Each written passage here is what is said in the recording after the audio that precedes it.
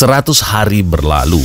Bukanlah waktu yang cukup untuk mengubah dunia, namun cukup untuk menunjukkan arah. Disinilah publik menaruh harapan pada pemimpin daerah untuk bergerak cepat, menunjukkan keberanian, dan memutus simpul-simpul stagnasi. Namun, dalam gebrakan awal itu, dua batu besar mengadang di tengah jalan. Meritokrasi yang sering dikompromikan dan birokrasi yang tak kunjung gesit. Ketika meritokrasi ditahan politik balas budi, pemimpin baru dihadapkan pada dilema lama, memilih yang terbaik atau memilih yang dekat. Saat jabatan strategis menjadi alat tukar balas jasa politik, maka kompetensi harus minggir dari meja keputusan. Apakah ini sekedar pragmatis atau justru awal dari kompromi yang lebih dalam terhadap integritas tata kelola? Di titik inilah keberanian diuji, berani memilih yang pantas, bukan yang paling lantang mendukung saat kampanye. Tanpa itu,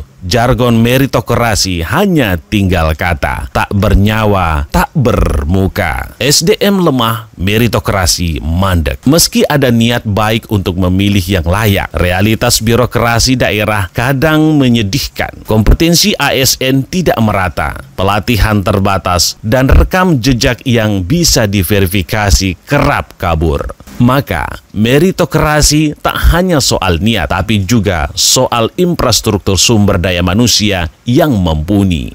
Tanpa itu, pemimpin bisa terjebak memilih yang tersedia, bukan yang terbaik. Birokrasi, mesin besar yang enggan berlari cepat. Bukan rahasia, birokrasi kita lamban, bukan karena tak mau, tapi karena terlalu banyak tali yang menjerat. Regulasi tumpang tindih, kewenangan kabur, dan mentalitas biar lambat asal selamat masih berurat akar. Ketika pemimpin membawa visi progresif, birokrasi justru menarik rem tangan. Resistensi internal pun muncul diam-diam tapi sistematis. Ada yang merasa terancam, ada yang khawatir kehilangan zona nyaman. Tanpa komunikasi internal yang kuat, perubahan hanya menjadi perintah yang ditunggu dan ditinggalkan secara halus. Anggaran, ego sektoral, dan janji yang tertunda. Meski pemimpin punya visi besar, kadang mereka lupa visi butuh logistik, anggaran yang terbatas, koordinasi antara OPD yang belum padu, serta kurangnya sinergi lintas sektoral membuat program unggulan hanya menjadi narasi dan slide di presentasi. Dalam waktu yang pendek, membangun koordinasi bukan hanya teknis, tapi juga politis dan psikologis.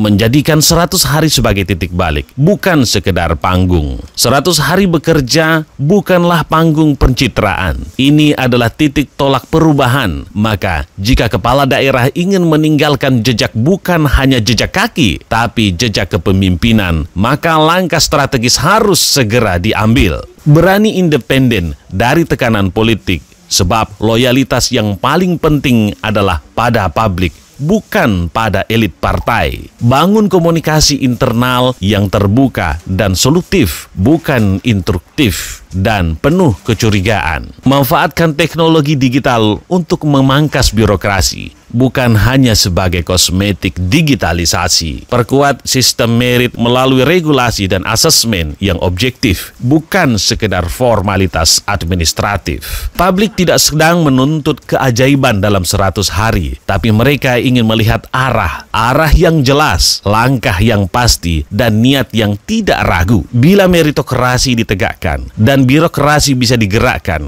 maka 100 hari akan menjadi awal sebuah transformasi, bukan sekedar catatan sejarah yang cepat dilupakan. Serahkan hari berlalu,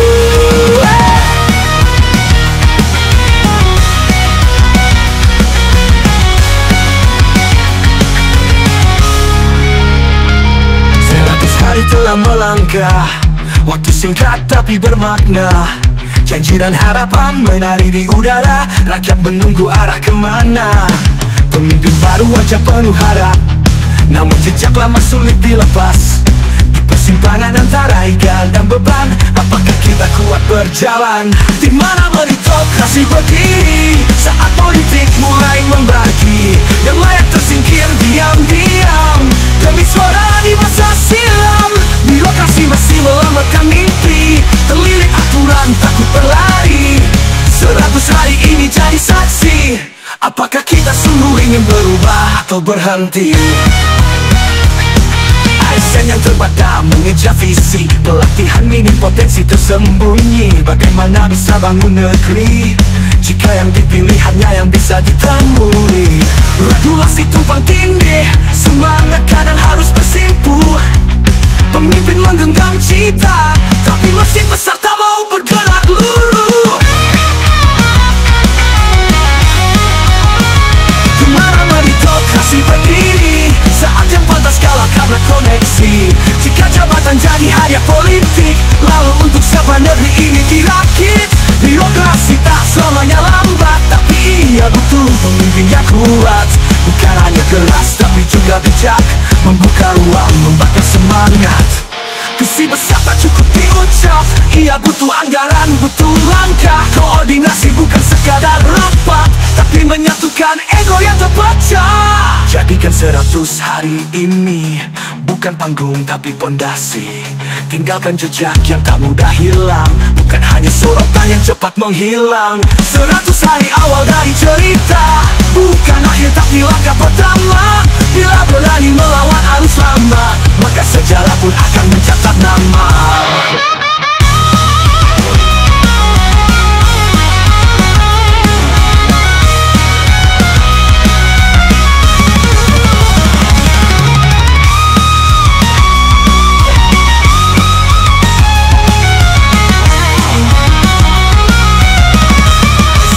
Terbata mengejar visi,